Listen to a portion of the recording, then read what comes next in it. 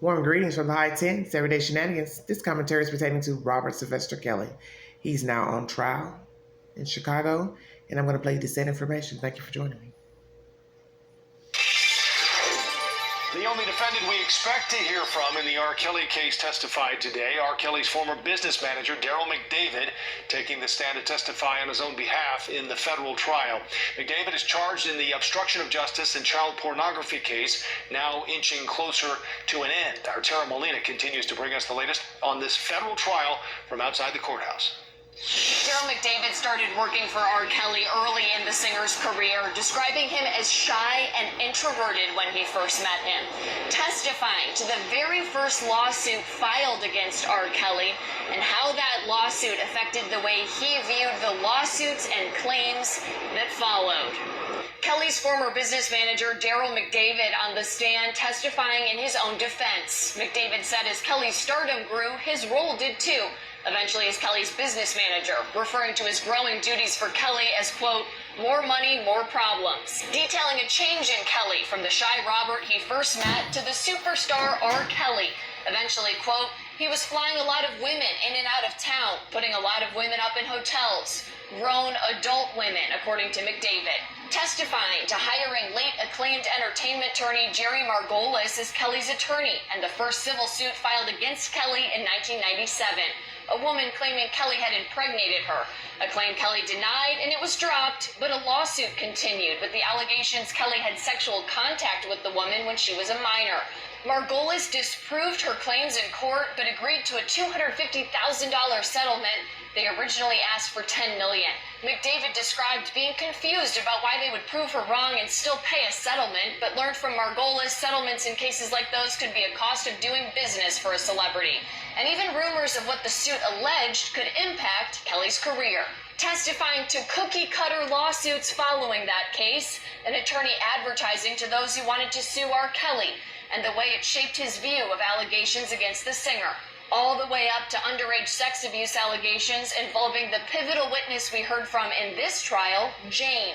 McDavid said when he first asked Kelly about that, he replied, "Are you out of your expletive mind? This is my goddaughter," denying it. And since Jane and her family also then repeatedly denied all allegations of any sexual contact to police and investigators, McDavid said he believed it. McDavid also spoke directly to testimony we heard from Chuck Freeman, referring to it as false. Freeman referred to as a criminal who tried to extort R. Kelly. More on that and the testimony from today in this story on our website right now. Reporting outside the federal courthouse, I'm Tara Molina, CBS 2 News. All right, everybody. Kids with cancer miss out on too much. Thanks for joining me. Okay. I don't see anything good coming out of this. I see R. Kelly staying in prison for a very long time. You have commentary about this manager, women flying in, flying over here, flying over there. You can't say who was a child and who wasn't a child because you're saying all the women were adults. How did you know who was an adult or not? Because we now know that he did have sex with women who were underage. So who you thought may have looked grown possibly was not. Like you said, more money, more problems. The $250,000 lawsuit settled with the young girl who was underage, the one that I believe was filmed in that wood-paneled sauna room. In that video, you could tell that was a child. He knew it was a child. And as they said, why would you pay for something that you didn't do? Take it to court. It did go to court, so why pay a settlement? They wanted $10 million, obviously. R. Kelly didn't want to pay. So they took the $250,000. But what price was paid for knowing a grown man slept with a child, devious acts with a child, and you took money in exchange to stay quiet? As far as the testimony about the sex tapes and the woman stealing the tape, and R. Kelly sent the henchman to try to retrieve the tape. See, there's something people don't seem to understand about this debacle with R. Kelly. Here's a man that couldn't read or write, but yet he had the fortitude to use people to blackmail, intimidate, threaten women. This man says, business manager, oh, when I first met him, he was quiet, he was shy. Well, you didn't know the real R. Kelly. That was just a facade he put on. You didn't know him. You were like everybody else, just getting a piece of the pie and keeping your mouth closed and shut on anything you heard and saw that was nefarious in nature pertaining to Robert Kelly. And I think it's strange and sickening that people would jump through hula hoops for a man, as I said, couldn't read or write, possibly dumb as a bag of rocks, but you're doing anything to get some money out of him and say that you're affiliated with him. So what price have you paid in the end for working for Robert Kelly, doing devious deeds for Robert Kelly? You haven't gained anything, because most of you are probably pillar to post now, barely living. Barely living. So once again, what was the exchange for what you've done? Blackmailing women, chasing in behind women, threatening women on behalf of Robert Kelly. Those sex tapes. Yeah, I knew somebody stole them and put them out there on the market, black market, for people to see. Because obviously Robert Kelly didn't have friends like he thought he did. As you see now, people have come forward telling their versions, and people are arguing with the one woman who had the sex with the underage minor, like, well, you had to know she was underage, blah, blah, blah. Maybe she did, maybe she didn't. They're also disputing that she's changed her versions throughout these trials, breaking down, crying on the stand. She's probably humiliated beyond belief at this point.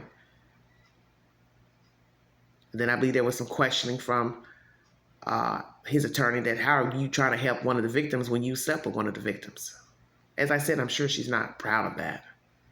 But I can't see her willingly knowing that she was sleeping with a child. Why would she want to sleep with a child? And I think a lot of these women did these type of acts just because they wanted to be in his company. That was their choice. But as far as the underage women, that's where I have the problem. Girls, excuse me. Underage girls. And I believe he mistreated the women as well. And we know a lot of women stay with men who mistreat them mentally, physically, verbally, sexually. And they stay anyway. The only difference is they're not famous. But you hear the stories that they talk to them nasty, berate them, even rape them, and the women still stay. Lock them in the house, they still stay. For whatever reason. The only difference is they're not R. Kelly. They're not famous. They're not singers. They don't have money. That's the only difference. So I think we do judge the women harshly because he is a famous person. But would you be this harsh if indeed it was just a random guy down the street beating up a woman, introducing her to menage a trois and sexual partners with men and women and underage girls? You'd be like, oh my God, that's horrible. How could he? So why is it different with Robert Kelly? It shouldn't be. Filth is filth, trash is trash. And this filth and trash can't even read and write. So some of you need to think about that when you're favoring a man who knew exactly what he was doing. He was molested as a child, of course, went on to exact the same thing, behavior, nasty behavior with other children, his own sister, dropped out of school because he wasn't doing what he was supposed to be doing. He was already a deviant in high school. And I believe that's why he left school. And he went on to become this mega monster that everyone still praises and puts up on a pedestal. And if Robert was to walk free right now, he still would be out there hunting little girls because that's what he favors. Because as I said, most sadists were molested as children, assaulted as children. So they don't know the difference between appropriate relationships. But at some point, he should know messing with children underage as an adult is wrong. And you can't continue to make excuses for that. As I said, I don't see the courts favoring him in Chicago. Because either way, if he found 12 members to say, let him go, he still has to do the time from New York. And he still faces other charges in Minnesota and Detroit, from my understanding. So it really wouldn't matter if they found him not guilty in Chicago on said charges. He's still facing decades in prison.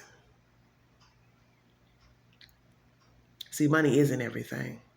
And it has been said that with money comes problems, many, many problems, because there's always somebody trying to get in your pocket. And that's what happened with R. Kelly. He was a sadist. Still a sadist, excuse me. These people are money hungry, thirsty, want to be seen with a famous person, willing to do anything he said. But look what the fallout was. The house of cards came tumbling down. And now he's just a random bloke going from city to city, jail to jail. Money gone, prestige gone, the women have gone. He's nothing. Just a lump of flesh fighting to try to get out of a jail. And all those friends and entourages and people that were blackmailing and threatening people and fraudulent lawyers and managers, where are they now? They're all gone. It's all an illusion. And Robert has two faces. He told his brother that. There's R. Kelly, then there's Robert. Now that's from the horse's mouth. If you'd like to donate to this great channel, $ Big Angie, 129 Cash App. Thank you so much for joining me. Like, share, subscribe. Have a safe weekend. If you see something, say something. Be a part of the solution and not the problem. Mind the children. They are our future. I pray for any young woman that would ever come into the path of Robert Kelly or any man like him. Don't do it.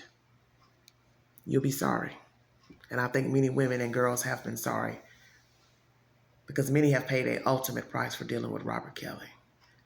So in the end, saying you dating a superstar or had sexual relations with a superstar, in the end, it doesn't mean anything. It doesn't mean anything. Thank you for joining me. This is Everyday Shenanigans.